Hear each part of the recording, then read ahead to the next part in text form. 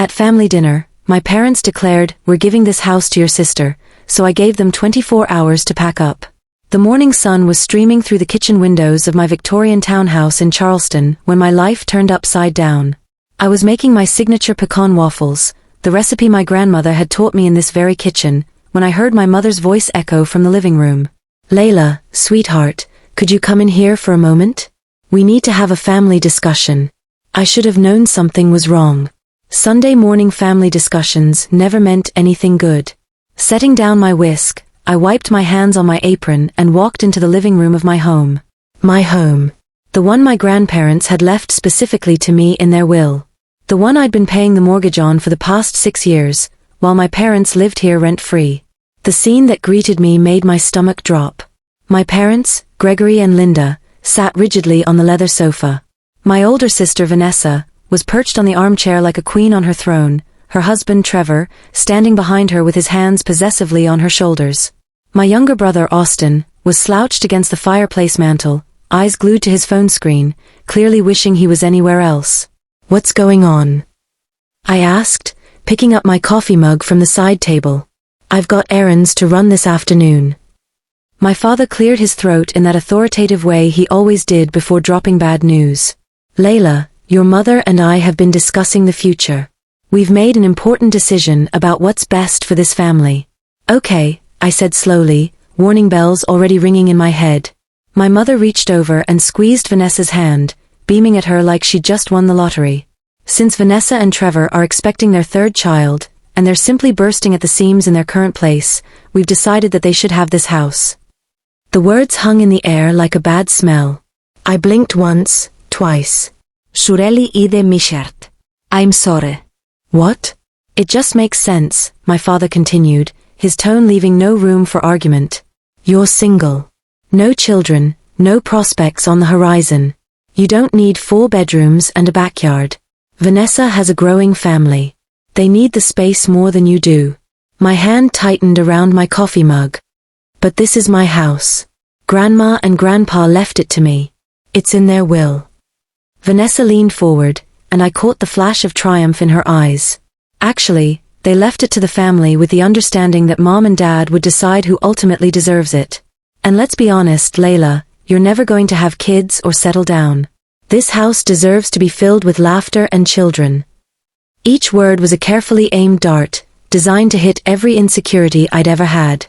"That's not what the will says," I managed, my voice shaking. "I have the original documents in my office upstairs. They specifically left this house to me with the provision that Mom and Dad could live here as long as they needed."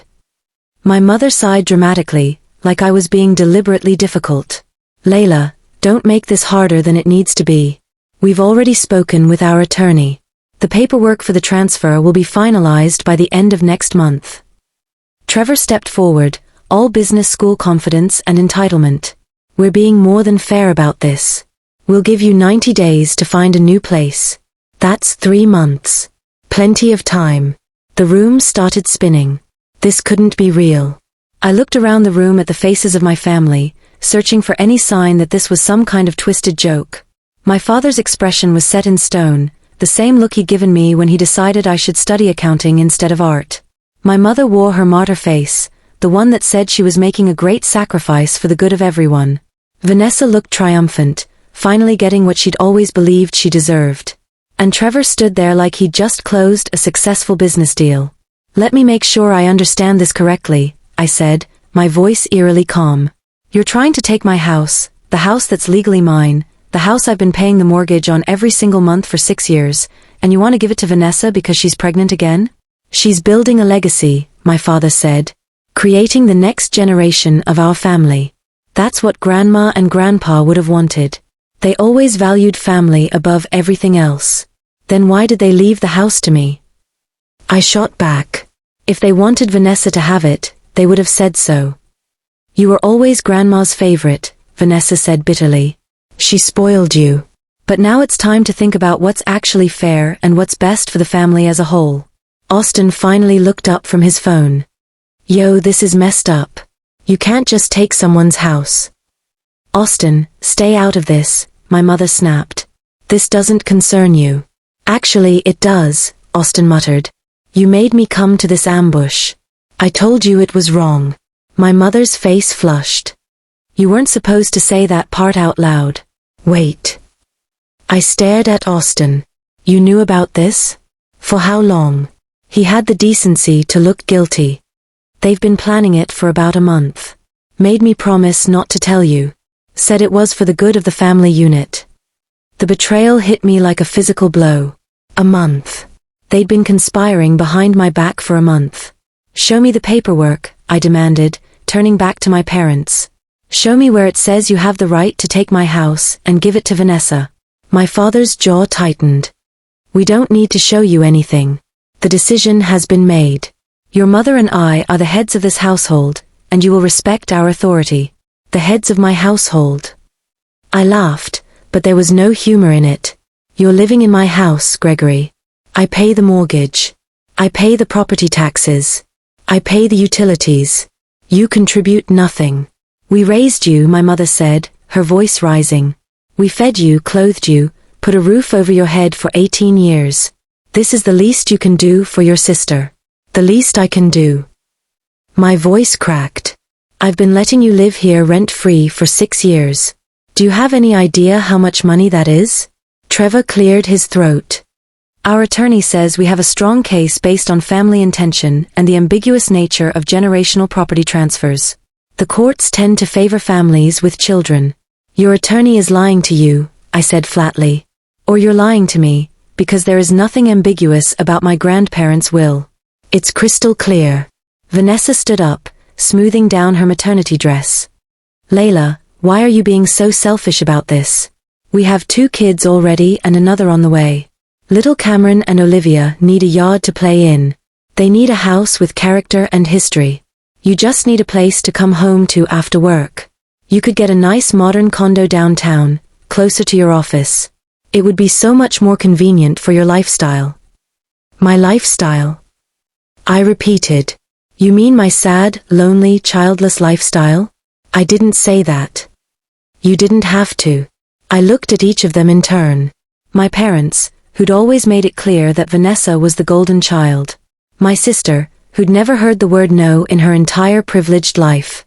Trevor, who saw everything as a transaction. And Austin, who'd chosen self-preservation over warning me. You know what? I said quietly. The room went silent. You all have 24 hours to get out of my house. The silence that followed my ultimatum was deafening. For a moment, nobody moved. Then my mother let out a sharp, disbelieving laugh. You can't be serious. I have never been more serious in my entire life, I replied, my voice steady despite the adrenaline coursing through my veins. This is my house. I have the deed. I have the will. I have 6 years of mortgage payments in my name. You have exactly 24 hours to leave. My father rose to his feet, his face turning an alarming shade of red. Now you listen to me, young lady. No, you listen to me for once. I cut him off, years of pent-up frustration finally breaking free. I have supported you both for 6 years. I never once complained about you living here rent-free while I paid every single bill. I never said a word when you took over the master bedroom that was supposed to be mine. I kept quiet when you turned Grandma's sewing room into your personal office. But this? Trying to steal my house and hand it over to Vanessa like I'm nothing? That crosses every single line. Vanessa jumped up, her face contorted with anger. You can't kick Mom and Dad out. Where are they supposed to go? That's not my problem anymore, I said coldly. Maybe they can move in with you and Trevor, you know, in the house you currently own. Or maybe all of you should reconsider this little scheme of yours. Scheme? My mother's voice rose to a shriek. How dare you? We're trying to do what's right for this family. By stealing from me? We're not stealing anything, my father bellowed. We're making a decision based on need and fairness. Trevor stepped forward, trying to play mediator. Let's all calm down and discuss this rationally. We're family. There has to be a solution that works for everyone. There is, I said. You drop this insane plan, and my parents find somewhere else to live. Because either way, they're leaving my house. You wouldn't really do this, my mother said, but I could see the uncertainty creeping into her eyes. You're just upset. You'll calm down and see reason. I'll see you all tomorrow, I replied, with moving boxes. Austin pushed off from the fireplace. For what it's worth, I think they're wrong. I told them this was a terrible idea. But you didn't warn me, I pointed out. I know. I'm sorry. They made it sound like it was all going to be handled diplomatically, like they'd actually talk to you first instead of just this. He gestured at the tense scene. Vanessa turned on him. Whose side are you on? I'm not on anyone's side, Austin said. But trying to take Layla's house is messed up, and you all know it. She's being dramatic, Vanessa insisted. She's not really going to kick Mom and Dad out onto the street. Watch me, I said, then turned and walked out of the room before I said something I couldn't take back. I went straight to my office and locked the door. My hands were shaking as I pulled out my laptop and started making calls. First to my cousin Camille, who worked as a real estate attorney in Savannah. Then to my Aunt Victoria, my father's sister, who'd always been more supportive of me than my own parents. They what? Camille practically screamed into the phone when I explained the situation. Layla, that's insane. I helped Grandma and Grandpa draft that will. There's no ambiguity whatsoever. The house goes to you. Period. Your parents have absolutely zero legal standing. Can you come over? I asked. I need backup, and I need someone who can shoot down their legal claims with actual facts. I'll be there in an hour, Camille promised. And I'm bringing the original will documentation. Let's see their fake attorney argue with that. By noon, my house had transformed into something resembling a war room. But this time, I had my own army. Camille had arrived with a briefcase full of legal documents. Aunt Victoria and Uncle Raymond had driven in from Colombia. My cousins Jordan and Brianna showed up for moral support, both of them outraged when they heard what my parents were trying to do. I knew Linda played favorites, Aunt Victoria said, pacing my kitchen. But this is beyond anything I imagined. Trying to steal your house for Vanessa? Gregory should be ashamed of himself. The doorbell rang, and I opened it to find Austin standing there again, this time without our parents. Can we talk? He asked. I stepped aside to let him in. He looked around at the gathered family members and winced. Wow, you called in the cavalry. What did you expect? I asked. They're trying to steal my house. I know. He ran his hand through his hair. I called Great Aunt Beatrice last night. You know, Grandma's older sister? She told me the whole story about how specific Grandma and Grandpa were about wanting you to have this place, how they knew you'd take care of it and love it the way they did. She also told me this isn't the first time Mom and Dad have tried to manipulate inheritance stuff. What do you mean? Apparently, when Grandpa died, they tried to contest the will because Grandpa left his vintage Mustang to Uncle Raymond instead of Dad. Claimed it should stay with the immediate family. Great Aunt Beatrice shut that down real quick. Aunt Victoria nodded grimly. I remember that. Your father was furious that the car went to Raymond. Never mind that Raymond and your grandfather had restored it together over 5 years. Gregory just wanted it because it was valuable. The doorbell rang again. This time it was my parents, Vanessa, and Trevor. They stopped short when they saw the crowd in my living room. What is this? My mother demanded. Some kind of intervention? More like a reality check, Aunt Victoria said, stepping forward. Gregory, Linda, we need to talk about what you're trying to do here. My father's face darkened. This is none of your business, Victoria. When you try to steal from my niece, it becomes my business. Camille stood up, opening her briefcase. I'm Camille Harrison, Layla's cousin and a real estate attorney. I have the original will right here, along with all supporting documentation. Mr. and Mrs. Montgomery, I need to inform you that you have absolutely no legal claim to this property. Any attempt to challenge ownership will result in immediate legal action. Trevor's confident facade cracked slightly. We've consulted with our attorney. He says we have grounds based on family intention and equitable distribution.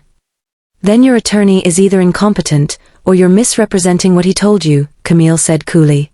The will explicitly states that this property goes to Layla Montgomery with the provision that Gregory and Linda Montgomery may reside here. There is no transfer clause, no family discretion provision, and no ambiguity whatsoever. She pulled out a document and held it up. This is the original will, signed and notarized. Would you like to see where it says, and I quote, We leave our home at 1847 Trad Street to our beloved granddaughter, Layla Rose Montgomery, who has always cherished this house as we have. The room fell silent. Vanessa's face had gone pale. Furthermore, Camille continued, Layla has been the sole mortgage payer for 6 years. She has the deed in her name. She pays all property taxes and utilities. You have been living here as guests, not tenants, which means she can legally ask you to leave at any time. My mother turned to me, tears welling in her eyes. Layla, how can you do this to us? We're your parents. How can you try to steal from me? I countered. I'm your daughter. We're not stealing, my father insisted, but his voice had lost its earlier certainty. We're making a family decision based on who needs this house most. A decision you have no authority to make, Uncle Raymond interjected. Gregory, I love you. You're my brother-in-law. But this is wrong. Mom and Dad left this house to Layla for a reason. Vanessa stepped forward, her pregnancy giving her courage. This isn't fair. I have a family. I have children who need space and stability. What does Layla have? A career she's obsessed with and an empty house she rattles around in alone. Wow, I breathed. You really believe you're entitled to my house just because you chose to have kids? I'm building something that matters, she shot back. What are you building? A bigger bank account? Austin spoke up. Vanessa, shut up. Seriously, you're making this worse. Don't tell me to shut up. No, he's right, Aunt Victoria interrupted. Vanessa, your jealousy is showing, and it's ugly. Your grandparents left the house to Layla. Accept it and move on. The argument was spiraling, voices rising over each other, when Jordan suddenly held up his hands. Wait. I have a question for Gregory and Linda. Everyone turned to look at him. If you're so concerned about what's fair and what's best for the family, Jordan said, why haven't you been paying Layla rent, or contributing to the mortgage, or covering any of the utilities? My father bristled. That was never part of the arrangement. Actually, I said slowly, a memory surfacing, when Grandma and Grandpa left you the option to live here, they specifically mentioned in a letter to me that they expected you to contribute financially. They said they didn't want me to be burdened with your care. My mother's face went white. That's not, they never said that. I have the letter upstairs, I said. Camille, is that relevant? Very, Camille said, making a note. It establishes expectation of financial contribution. Brianna was looking at something on her phone. Aunt Linda, Uncle Gregory, didn't you guys just buy a new Lexus last year? And didn't you go to the Bahamas for 2 weeks last summer? Uncomfortable silence. How exactly were you affording that while claiming you couldn't contribute to household expenses? Brianna pressed. Austin's eyes widened. Oh my God. You've been saving money, haven't you? All this time Layla's been covering everything, you've been just saving everything. Our parents exchanged a look that told me everything. How much? I asked quietly. How much have you saved while living in my house rent-free? That's none of your business, my father said. Actually, it is, Camille interjected. If you've been living here under false pretenses almost $400,000, Austin blurted out. I saw the bank statement on Dad's desk last week. They have $392,000 in their retirement account. The room exploded. You have almost $400,000 saved, I said, my voice dangerously quiet, and you were going to kick me out of my own house? We deserve a comfortable retirement, my mother cried. We worked hard our whole lives. On my dime. I shouted back. Do you have any idea how much money I could have saved if you'd been paying even a quarter of the expenses? I could have renovated the kitchen. I could have taken vacations. I could have saved for my own future. Instead, I've been supporting you while you hoarded money for yourselves. Vanessa looked stricken. Mom, Dad, you told us you were struggling. You said you couldn't afford to help us with childcare because money was tight. We are not having this conversation here, my father said. Oh, we're definitely having this conversation, Aunt Victoria said. Gregory, you lied to your daughters. You've been living off Layla while saving hundreds of thousands of dollars, and now you're trying to steal her house. What happened to you? Trevor had gone quiet, his lawyer brain clearly working through the implications. Linda, Gregory, did your attorney actually say you had a case, or did you just assume you did?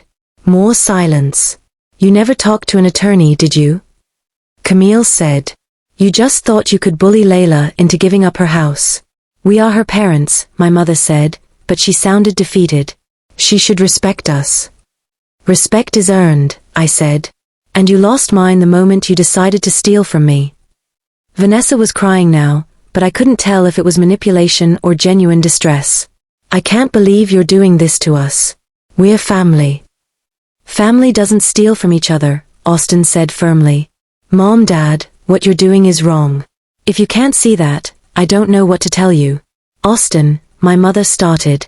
No, I'm done being in the middle of this. Layla is right. You need to leave. Uncle Raymond stepped forward.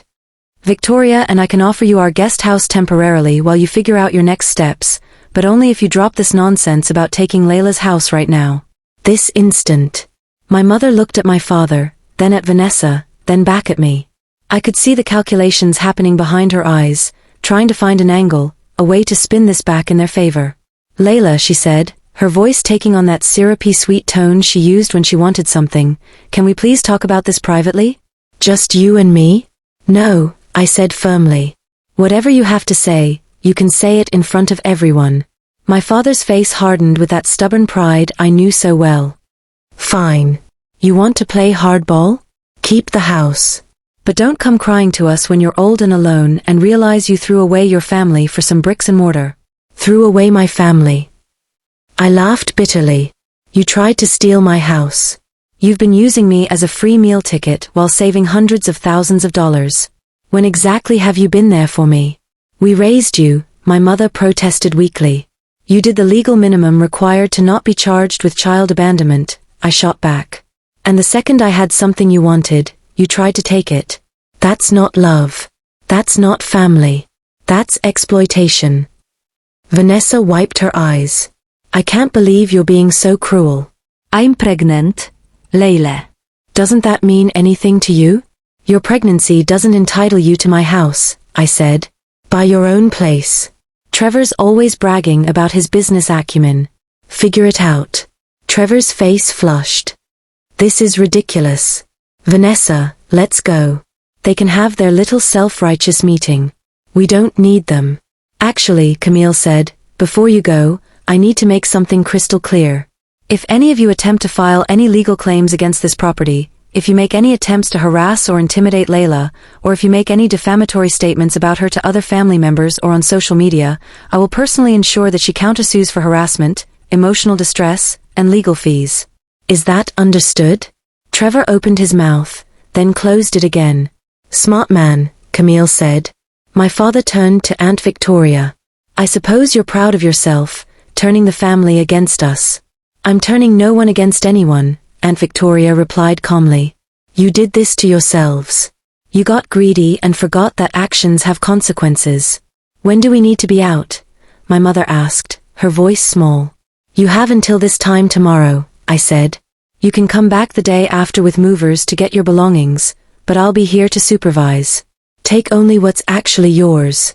Nothing that belonged to Grandma and Grandpa. We wouldn't. My father started. Yes, you would, Austin interrupted. Because you've already proven you think you're entitled to things that aren't yours. The next few hours were a blur. My parents left, stiff and silent. Vanessa and Trevor followed, with Vanessa shooting me one last hateful look before they drove away. Austin stayed behind, looking exhausted. I'm sorry, he said once we were alone in the kitchen. I should have told you sooner. Yeah, you should have, I agreed. But I get it. They're good at manipulation. They've had years of practice. Are you really okay with them being out of your life? I thought about it. Honestly, I feel lighter already. Like I've been carrying a weight I didn't realize was there. Camille came in, packing up her briefcase. They're not going to challenge this legally. I could see it in Trevor's face. He knows they don't have a leg to stand on. But I want you to document everything, just in case. Change your locks tomorrow. Consider getting a security camera for the front door. You really think they'd try something? People do strange things when they feel entitled to something, Camille said. Better safe than sorry. True to my word, I had a locksmith scheduled for the next afternoon. My parents moved out that evening, their car packed with suitcases. They didn't say goodbye. The months that followed were a revelation. Once the shock wore off, I started to see just how much my parents' presence had been weighing on my life. The house felt different, lighter, more mine. I repainted Vanessa's old room that they'd been using as storage. I finally renovated the kitchen with Grandma's vintage subway tile backsplash that my mother had always hated. I planted heirloom tomatoes in the backyard garden that Grandpa had built. But the real changes went deeper than home improvement. 3 months after the confrontation, Austin called me. "You need to know something. Mom and Dad have been selling Grandma's stuff. The china set, some of her jewelry, those antique books from the attic. They've made about $30,000 so far." "They what?" I was seeing red. Those things were supposed to be passed down through the family. I know. Aunt Victoria found out when a piece showed up at an estate sale and someone recognized it. She's gathering evidence. When confronted, my parents' excuse was predictable: "We needed the money after you threw us out on the street." The fact that they had $392,000 in savings and a comfortable condo apparently didn't matter. The real bombshell dropped 6 months later. Trevor's business went under after an audit revealed some creative accounting practices that weren't exactly legal. Vanessa somehow blamed this on me, claiming the stress of our family rift had distracted Trevor from his work. Never mind that they had initiated the legal challenge, not me. Never mind that Trevor's problems started before our confrontation. My parents tried to reconcile, not because they felt remorse, but because they wanted something again. This time it was access to family gatherings. Aunt Victoria and Uncle Raymond had made it clear I was welcome at every holiday and celebration, but my parents weren't invited until they made amends. "We miss you, sweetheart," my mother said when she finally called. "Can't we put all this unpleasantness behind us? Have you acknowledged what you tried to do was wrong?" I asked. "We were thinking about what was best for the entire family," she insisted, still not getting it. "No, you were thinking about Vanessa at my expense, like you've always done." My father got on the phone. "Layla, this has gone on long enough. We're your parents. Family is supposed to forgive and move forward. Family is also supposed to not try to steal from each other," I replied. "When you're ready to have an actual conversation about what you did and why it was wrong, call me back. Until then, I have nothing to say to you." I never got that call. But what I did get was something better. Austin and I became genuinely close, bonded by our shared experience of being scapegoated by our parents. Aunt Victoria and Uncle Raymond became the parental figures I'd always needed. Camille and I had dinner every week. Jordan and Brianna were regular fixtures at my house for game nights and barbecues. I even started dating someone I met through work, a genuine, kind man named Harrison who thought my decision to stand up to my family showed strength, not cruelty. One evening, as I was hosting a dinner party in my beautiful dining room, surrounded by the family I'd chosen rather than the one I'd been born into, I looked around and felt complete peace. The table was set with Grandma's good china, the pieces my mother hadn't managed to sell. The walls held photos of people who actually loved and respected me. The house was filled with laughter and warmth. Austin raised his glass. "To Layla, for teaching us all that sometimes the bravest thing you can do is say no. And to Grandma and Grandpa," Camille added, who knew exactly who should have this house. As everyone clinked glasses, I thought about that terrible Sunday morning when my world had turned upside down. I'd thought I was losing my family. Instead, I discovered who my real family was. Sometimes giving someone 24 hours to leave isn't cruel, it's self-preservation. Sometimes standing your ground isn't selfish, it's survival. And sometimes the family you build is stronger than the family you're born into. My parents still live in their condo, funded by their substantial savings and the money they made selling family heirlooms that weren't theirs to sell. Vanessa and Trevor struggled financially after his business failed, but eventually bounced back. They bought a modest house in the suburbs, smaller than mine, I'll admit, but theirs. I stayed in my Charleston townhouse, the one my grandparents knew I would love and protect. Every time I walk through the door, I remember their faces, their love, and their trust in me. And I know I made the right choice. Because at the end of the day, this house isn't just about bricks and mortar. It's about respect, integrity, and knowing your worth. It's about understanding that love without boundaries isn't love, it's exploitation. And I refuse to be exploited anymore. So yeah, I gave my parents 24 hours to leave my house, and I'd do it again in a heartbeat.